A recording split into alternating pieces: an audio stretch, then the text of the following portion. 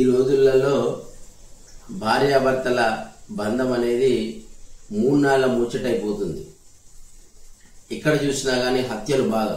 ఒక అమ్మాయి పెళ్లి చేసుకున్న భర్తను హత్య చేయించడం, లేదా ఆ భర్తే భార్యను హత్య చేయించడము, లేకపోతే ఇలాంటి నిత్యం గొడవలతోటి సంసారం చేయడం, మధ్యలో ఆత్మహత్య తీసుకోవడం, అబ్బాయి వరుడు గాని వధువు గాని, ఇవన్నీ ఎందుకు జరుగుతున్నాయి?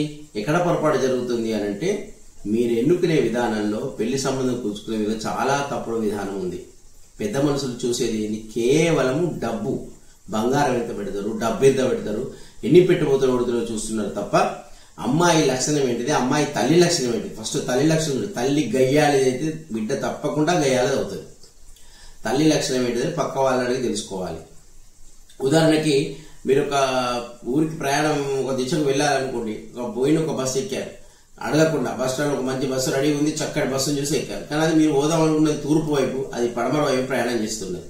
అప్పుడు లబో దివో మొత్తుకుంటాం, మేము పోవాల్సింది ఒక ఊరికి, మీది ఒక ఊరుకు. మీరు ముందుగా కనుక్కోవాలి ఆ ఊరికి ఎటుపోతుంది ఈ బస్సు అని. అట్లాగే ఒక అమ్మాయి మనస్తత్వం ఏమిటి, ఆమె లక్షణాలు ఏమిటి, ఆమె యొక్క అది ఉద్దేశాలు ఎలా ఉన్నాయి అనేది తెలుసుకోకుండా, ఒక అబ్బాయి లక్ష్యం కూడా ఎలా ఉంది, వాడి ఉద్దేశం ఏంది, వాడి మనస్తత్వం ఏంటని తెలుసుకోకుండా పెళ్లి చేస్తే అట్లాగే ఉంటుంది. ఇంకొక ఉదాహరణ చెప్పాలంటే, మీ అబ్బాయి కానీ మీ అమ్మాయి ఒక పాల ప్యాకెట్ అనుకుంది, ఇంకొక పాల ప్యాకెట్ తోటి మెర్జ్ చేయాలి.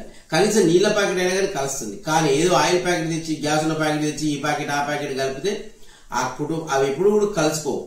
మీ అబ్బాయి ఆయిల్ ప్యాకెట్ అయితే ఆయిల్ ప్యాకెట్నే చూడండి, మీ అమ్మాయి నూనె ప్యాకెట్ అయితే నూనె ప్యాకెట్ చూడండి, మీ అమ్మాయి పాల ప్యాకెట్ అంటే మీ వాళ్ళ మనస్తత్వం ఎలా ఉంటుందో అలాంటి వాళ్ళని చూసి చేయండి.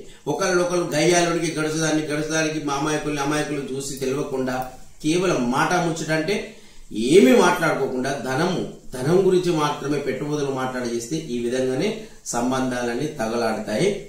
దీనిపైన మీ అభిప్రాయం ఏమిటో తప్పకుండా, నేను చెప్పింది సరైనది అయితే లైక్ చేయండి, కామెంట్ చేయండి, షేర్ చేయండి, సబ్స్క్రైబ్ చేసుకున్న వాళ్ళైతే సబ్స్క్రైబ్ చేసుకోండి. నేను మళ్ళీ నెక్స్ట్ ఇంకొక వీడియోలో మంచి ఆసక్తికరమైనటువంటి విషయం చెప్తాను. జై శ్రీమన్నారాయణ.